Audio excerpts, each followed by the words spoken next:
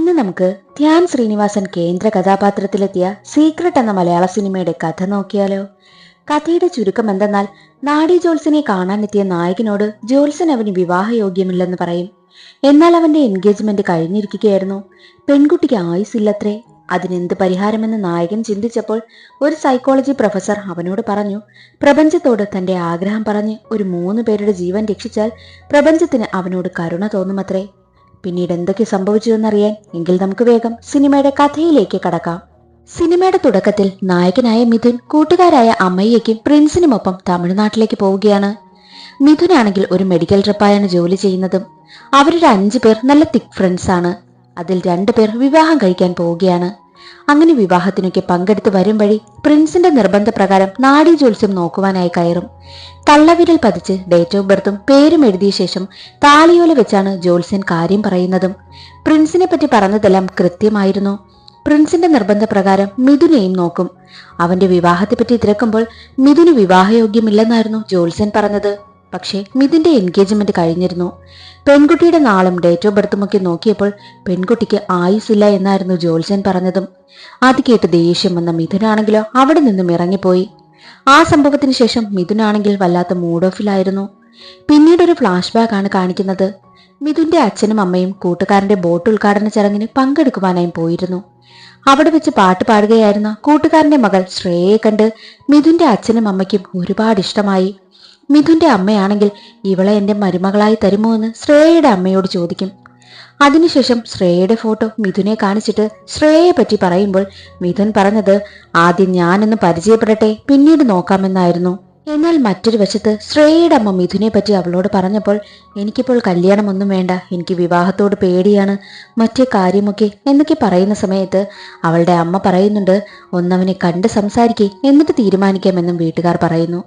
എന്നാൽ ആദ്യ കാഴ്ചയിൽ തന്നെ മിഥുന് ശ്രേയയെ ഒരുപാട് ഇഷ്ടമായി. രണ്ടാളും അവരെ പറ്റിയുള്ള കാര്യങ്ങളൊക്കെ പരസ്പരം തുറന്നു പറയും. അപ്പോൾ ശ്രേയ പറയും, എന്റെ എൻഗേജ്മെന്റ് ഒരിക്കൽ കഴിഞ്ഞതാണ്, ഒരു വക്കീലുമായി. രണ്ടാളും കണ്ടു, പരിചയപ്പെട്ടു, വീട്ടിൽ പറഞ്ഞ് എൻഗേജ്മെന്റ് ചെയ്തു. പക്ഷേ പുള്ളിക്ക് ശ്രേയയെ വല്ലാത്ത സംശയമായിരുന്നു. ഒരിക്കൽ അവൾ വെർജിൻ തന്നെയാണോ എന്ന് അയാൾ മുഖത്ത് നോക്കി ചോദിച്ചു. ദേഷ്യം വന്ന് മോതിരമൂരി നൽകി ആ ബന്ധം അവസാനിപ്പിച്ചു എന്ന് ശ്രേയ പറയും. അത് കേട്ട മിഥുൻ പറയും, ഞാൻ ഒരിക്കലും അങ്ങനെയൊന്നും ആകില്ല എന്ന് അവൾക്ക് വാക്ക് നൽകി. അങ്ങനെ അവർ രണ്ടാളും പ്രണയത്തിലുമായി. വീട്ടുകാർ അവരുടെ എൻഗേജ്മെന്റ് നടത്തി, വിവാഹവും തീരുമാനിച്ചു. ആ സമയമായിരുന്നു മിഥുൻ കല്യാണത്തിനായി തമിഴ്നാട്ടിലേക്ക് പോയതും നാഡീ ജോത്സ്യം നോക്കിയതും. അങ്ങനെ തമിഴ്നാട്ടിൽ നിന്നും തിരികെ വന്ന മിഥുൻ ആകെ ടെൻഷനിലായിരുന്നു. നീ കാരണമാണ് ഇങ്ങനെയൊക്കെ സംഭവിച്ചതെന്ന് അമേയ പ്രിൻസിനെ വഴക്ക് പറയും. പിന്നീടുള്ള ദിവസങ്ങളിൽ മിഥുൻ ശ്രേയയെ അവോയ്ഡ് ചെയ്യുവാനായും തുടങ്ങി. അവൾ വിളിച്ചാലും ഫോൺ എടുക്കില്ല. വിഷമം സഹിക്കാനാകാത്ത ശ്രേയയാണെങ്കിൽ നേരെ മിഥുനെ കാണാൻ വീട്ടിൽ വന്നു. എന്തിനാ എന്നെ അവോയ്ഡ് ചെയ്യുന്നത് എന്ന് ചോദിച്ചപ്പോൾ, ഞാൻ കല്യാണത്തിന് വെച്ച് എന്റെ ഒരു കൂട്ടുകാരനെ കണ്ടു, അവന്റെ എൻഗേജ്മെന്റ് കഴിഞ്ഞിരുന്നതാണ്. എന്നാൽ അവന്റെ പെണ്ണാണെങ്കിൽ വീട്ടുകാരെ അവൻ ഒഴിവാക്കണമെന്ന് പറഞ്ഞുവെന്ന് അവൻ കള്ളം പറഞ്ഞു.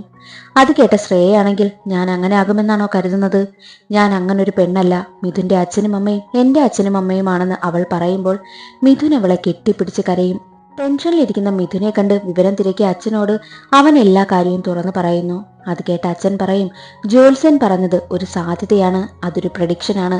നിങ്ങൾ അവിടെ എത്താൻ കാരണം നിങ്ങളുടെ നിയോഗമാണ്. അപ്പോൾ ഉറപ്പായും ഒരു പ്രശ്നത്തിന് ഒരു പരിഹാരം കാണുമെന്നും അച്ഛൻ പറഞ്ഞു. മിഥുൻ തന്റെ കൂട്ടുകാരനോട് വിവരം പറയും. കൂട്ടുകാരൻ തന്റെ സൈക്കോളജി പ്രൊഫസറിനെ പറ്റി പറയുന്നു.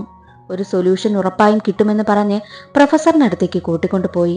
പ്രൊഫസർ ആണെങ്കിൽ ബിലീവ് ഇൻ യു എന്നൊരു പ്രോഗ്രാം നടത്തുകയാണ്. പ്രപഞ്ചത്തെ വിശ്വസിക്കുവാനാണ് പ്രൊഫസർ പറയുന്നത്. മിഥുന്റെ പ്രശ്നത്തെപ്പറ്റി പഠിച്ച പ്രൊഫസർ ആണെങ്കിൽ പറയും, എനിക്ക് തോന്നുന്നത് മിഥുൻ 3 പേരുടെ ജീവൻ രക്ഷിക്കാൻ പറ്റിയാൽ പ്രപഞ്ചത്തിന് ആ കുട്ടിയോട് ചിലപ്പോൾ ഒരു അലിവ് തോന്നിയേക്കാം.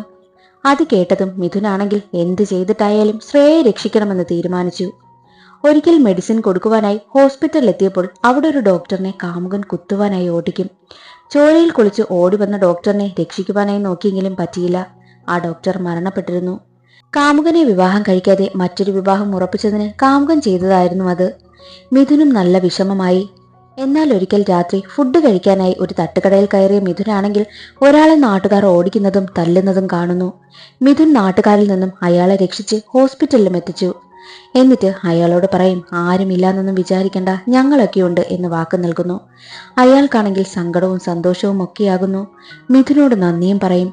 പക്ഷേ അതൊരു കള്ളനായിരുന്നു. കള്ളനെ രക്ഷിച്ചതിന് പോലീസ് അവനെ അറസ്റ്റും ചെയ്തു. എന്നാൽ വിശപ്പ് കാരണം ഭക്ഷണമെടുത്ത ആളായിരുന്നു അത്. അതൊരു കള്ളനൊന്നുമല്ല. ആയതിനാൽ ഉയർന്ന ഉദ്യോഗസ്ഥൻ ഇടപെട്ട് മിഥുനെ വിട്ടയച്ചു. കല്യാണ ഒരുക്കങ്ങൾ തുടങ്ങിയ സമയമായിരുന്നു. പക്ഷേ കല്യാണ സാരി കൊണ്ടുവന്നപ്പോൾ അതിലൊരു കീറലുണ്ടായിരുന്നു. അത് കണ്ടതും എല്ലാവർക്കും പേടിയാകുവാനായും തുടങ്ങി. ദിവസങ്ങൾ അടുക്കുംതോറും എന്ത് ചെയ്യണമെന്നറിയാതെ നടക്കുകയാണ് മിഥുനും കൂട്ടുകാരും. ബൈക്കിൽ വരികയായിരുന്ന മിഥുനാണെങ്കിൽ ഒരു കാർ ആക്സിഡന്റ് ആവുന്നത് കണ്ടു. ഓടിച്ചെന്ന മിഥുനാണെങ്കിൽ കാറിലുണ്ടായിരുന്ന അമ്മയെയും കുഞ്ഞിനെയും രക്ഷിച്ചു. രക്ഷപ്പെട്ട ആ അമ്മയാണെങ്കിൽ മിഥുനോട് നന്ദി പറഞ്ഞു. എന്നാൽ ഒരു ദിവസം ശ്രേയ ആദ്യം എൻഗേജ്മെന്റ് ചെയ്ത വക്കീലാണെങ്കിൽ മിഥുനെ കാണാനേയും എത്തി. താൻ വിവാഹത്തിൽ നിന്നും ഒഴിവാകാൻ കാരണം ഒരു ജ്യോത്സ്യൻ ശ്രേയയ്ക്ക് ആയുസ്സില്ല എന്ന് പറഞ്ഞു. അതിനാണ് ഞാൻ ഒഴിയാൻ കണ്ടെത്തിയ മാർഗമാണ് അതെന്നും വക്കീല് പറഞ്ഞു. അത് കേട്ടതും മിഥുനും ആകെ ടെൻഷനായി. എന്നാൽ ഒരു ദിവസം മിഥുനാണെങ്കിൽ വിവാഹം വിളിക്കുവാനായിട്ട് തന്റെ പഴയൊരു ഫ്രണ്ടിനെ കാണുവാനായും പോയിരുന്നു. അപ്പോൾ അവർ കുടുംബത്തോടെ ആത്മഹത്യക്ക് ശ്രമിക്കുകയായിരുന്നു. കഴിക്കാനുള്ള ആഹാരത്തിൽ വിഷം കലർത്തിയിരുന്നു. മിഥുനാണെങ്കിൽ എത്തിയതിനാൽ അവർ രക്ഷപ്പെടും. ജോലിയില്ല, കടം കാരണം ജീവിക്കാനായും പറ്റുന്നില്ല. കടക്കാരാണെങ്കിൽ വന്നിട്ട് പൈസ തിരിച്ചടയ്ക്കാൻ പറ്റിയില്ലെങ്കിൽ നിന്റെ ഭാര്യയെ വിട്ടുതരാനായിട്ടാണ് പറയുന്നത് എന്ന് പറഞ്ഞ് കൂട്ടുകാരൻ ഒരുപാട് കരയും. എന്നാൽ മിഥുനാണെങ്കിൽ അവനൊരു നല്ല ജോലി വാങ്ങി നൽകി അവനെ രക്ഷിച്ചു. അക്കാര്യമെല്ലാം പ്രൊഫസറിനോട് പറയും. മിഥുന്റെ മനധൈര്യവും വിശ്വാസവും പ്രൊഫസർ അഭിനന്ദിച്ചു. എന്തായാലും താൻ വിശ്വാസത്തോടെ കാത്തിരിക്കുമെന്ന് മിഥുൻ പറയുന്ന സമയമായിരുന്നു മിഥുനൊരു കോൾ വന്നതും. അതോടെ മിഥുൻ തകർന്നു പോയി. നേരെ മിഥുനും കൂട്ടുകാരും ഹോസ്പിറ്റലിലെത്തി. ശ്രേയയുടെ അച്ഛനാണെങ്കിലോ ICUവിന് മുന്നിൽ നിന്ന് കരയുന്നുണ്ടായിരുന്നു. മിഥുനാണെങ്കിൽ ആകെ തകർന്നു പോയി. അതേസമയം തന്നെ ICUവിൽ നിന്നും ശ്രേയ ഇറങ്ങി വരും. മിഥുനെ കണ്ടതും ഓടി വന്നവൾ കെട്ടിപ്പിടിച്ച് കരയും. പിന്നീട് എന്താണ് സംഭവിച്ചത് എന്നാണ് കാണിക്കുന്നത്. ശ്രേയ സ്കൂട്ടിയിൽ വരികയായിരുന്നു. അവളുടെ സ്കൂട്ടി ഒരു ലോറിയുമായി കൂട്ടിയിടിച്ചു. അവളൊരു പാലത്തിൽ നിന്നും നേരെ തെറിച്ച് താഴേക്ക് വീണത് ഒരു മെത്ത കൊണ്ടുപോകുന്ന ലോറിയിലായിരുന്നു. ആ ലോറിയുടെ പേര് മിഥുൻ എന്നായിരുന്നു. മിഥുന്റെ വിശ്വാസം അവളെ രക്ഷിച്ചു. മിഥുനാണ് അവളെ രക്ഷിച്ചത്. നമ്മൾ ആത്മാർത്ഥമായി ഒരു കാര്യം ആഗ്രഹിച്ചാൽ ആ കാര്യം പ്രകൃതി നേടിത്തരുമെന്നതുപോലെ ശ്രേയയുടെ ജീവൻ മിഥുന് വേണ്ടി പ്രപഞ്ചം നൽകിയിരിക്കുന്നു. അതോടുകൂടി സിനിമ അവസാനിക്കുകയാണ്. ഇന്നത്തെ വീഡിയോ എല്ലാവർക്കും ഇഷ്ടമായെന്ന് കരുതുന്നു. ഇഷ്ടമായാൽ ഒന്ന് ലൈക്ക് ചെയ്ത് സപ്പോർട്ട് ചെയ്യാനും ചാനൽ ഇഷ്ടമായാൽ സബ്സ്ക്രൈബ് ചെയ്യാനും മറക്കരുതേ. അടുത്തൊരു വീഡിയോയിൽ കാണാം. അതുവരെ എല്ലാവർക്കും ബൈ.